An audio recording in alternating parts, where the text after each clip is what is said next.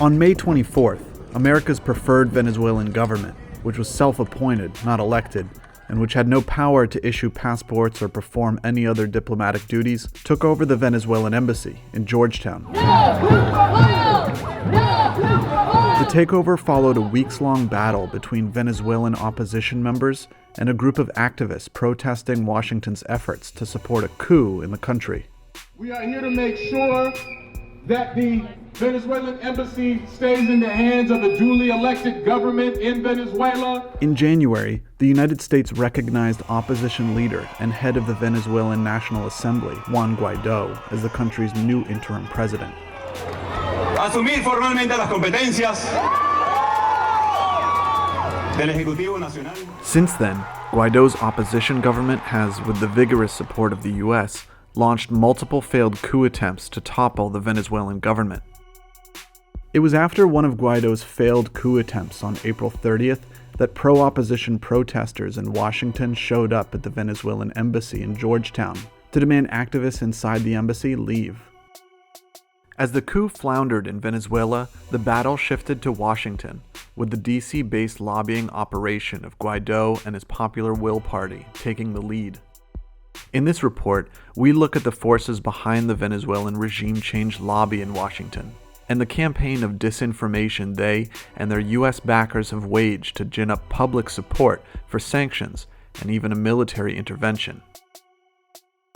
That disinformation campaign began outside the embassy, as opposition members agitated by anti-Chavista media accused Code Pink and other activist groups of being paid fronts for Venezuela's government. I'm an American, my wife is a Venezuelan. I'm here to support the Venezuelans in their stand against these radical extremist organizations over here. Some of them are known communists and socialists. These people protesting in front of our embassy, they are making money. If you do the math, they're being paid $14 to $15 an hour. There is a donation in the name of Code Pink, the non-profit organization, of $15 million from the Maduro regime. 15. It isn't true that groups like Code Pink, which are a part of the Embassy Protection Collective, have been paid millions of dollars by Maduro. But it's that sort of disinformation that's fueled acts of violence and abuse from opposition protesters and the police. I'm a fucking bitch! Why am I a fucking bitch? You're being paid to be here. You don't even know who I am! Tú, India fea, ¿cómo te llamas tú? Ahí, toma foto. Pues soy más bonito que tú. Pero yo mañana voy a ser tan bonito y blanco y tú me llamas así, India fea, hijo de puta. Un día la vas a pagar, maricón. Many of us have been the victims of violent assault, people putting horns directly into our eardrums at the decibel level of 110. People have been pushed, have been thrown down. He is bringing food because the people... I tried to throw a cucumber up to my friends. I was attacked, gang tackled by about 5 or 6 Secret Service police, who then threw me to the ground right on my face. But this is, in the context here, Trump administration has opened up a new front in the regime change war against Venezuela by trying to turn this embassy over to their hand-picked, self-appointed government. So what exactly were opposition protesters demanding? On the surface, their pleas seemed quite modest. They claimed they wanted the return of consular services, so they could renew their passports and visas. In a Vice News report, the Embassy Protection Collective was portrayed as a group of non-Venezuelans who not only appropriated a struggle that wasn't theirs, but also used shady tactics to attack those on the other side. We tried to get inside, but the activists upstairs wouldn't let us in, saying we were the hipster media arm of the empire. Interviewed in the piece as if she was a regular protester is Diliana Bustillos, who's actually a de facto leader in DC and is heavily plugged into the Guaidó lobby. My fight! My struggle! My building! But what Vice fails to mention is that Bustillos has, as Jeb Sprague and Alex Rubinstein of Mint Press pointed out, a background in corporate marketing and works as a senior manager at a computer technology firm whose clients include major defense contractors. She's also volunteered with Visión Democrática, a group that lobbies for democracy promotion in Venezuela, which is essentially code for regime change. Visión Democrática has served as a de facto DC lobbying shop for Guaido's Popular Will Party. It's been led in part by Francisco Marquez, a Popular Will activist currently acting as the number 2 to Guaido's wannabe ambassador, Carlos Vecchio.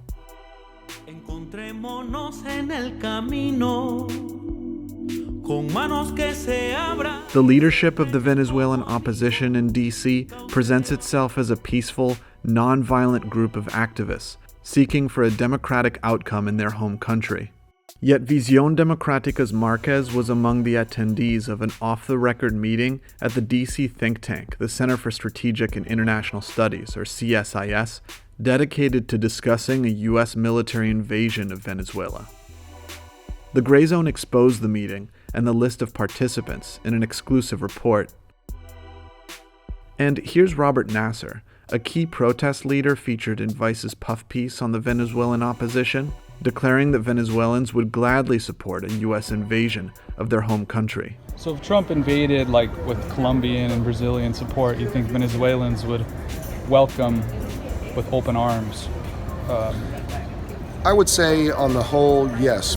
Support for a U.S. invasion permeates virtually every corner of the pro-Guaido opposition movement. From the owner of the website askavenezuelan.com saying, quote, "With no U.S. Marine Corps, there is no paradise," to the fact that the movement's most celebrated American political figures are hawkish Republicans, to Guaido himself asking for assistance from the head of U.S. Southern Command. The evidence points overwhelmingly towards a push for invasion in Venezuela. The people Gray Zone spoke to at the embassy protests were no different. At this point, the Venezuelan people are suffering enough, and in my personal opinion, I would support boots on the ground. Us, as civilians, we cannot fight against criminals. We need military aid. We cannot win this war alone. We can't. The U.S. is an ally. The U.S. is supporting the restoration of democracy. We want to vote, and right now the Venezuelan people are kidnapped. It turned out that this protester, Juan Pio Hernandez, is a managing director at Innovatix Group and previously worked at a free market advocacy group called the Atlas Network, whose name is an homage to Ayn Rand's novel Atlas Shrugged, whose goal is to limit government and promote private property rights in countries around the world. Atlas Freedom Champions are knocking down barriers to wealth creation, fighting corruption, and fostering free enterprise by reducing the role of government and protecting individual liberty. Its funders include ExxonMobil, the tobacco company Philip Morris, and the Koch brothers. It also receives money from the State Department and the National Endowment for Democracy. It's easy to, at a glance, see a group of concerned Venezuelans when protests break out on the street in response to what's happening in Venezuela. But on closer inspection, this seemingly grassroots movement, whose broad calls for democracy, freedom, and change appear innocent, is the face of something that has become all too commonplace in American foreign policy, which is to give a populist face to what are actually the interests of multinational corporations. Something National Security Advisor John Bolton actually let slip out in an interview earlier this year. We're looking at the oil assets. That's the single most important income stream. It'll make a big difference to the United States economically if we could have American oil companies really invest in and produce the oil. And the May 24th takeover is a stark example of that. The man behind the flag is Juan Guaido's wannabe ambassador, Carlos Vecchio, and Vecchio has been cultivated by U.S. soft power groups for this very moment. Thank you, Elliot, for your words.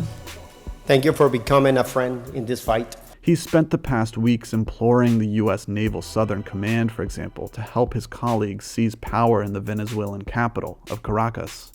Now that he's inside the prized embassy in America's capital, Vecchio has successfully shifted this battle's base of operations from Caracas to Washington, D.C.'s immense halls of power.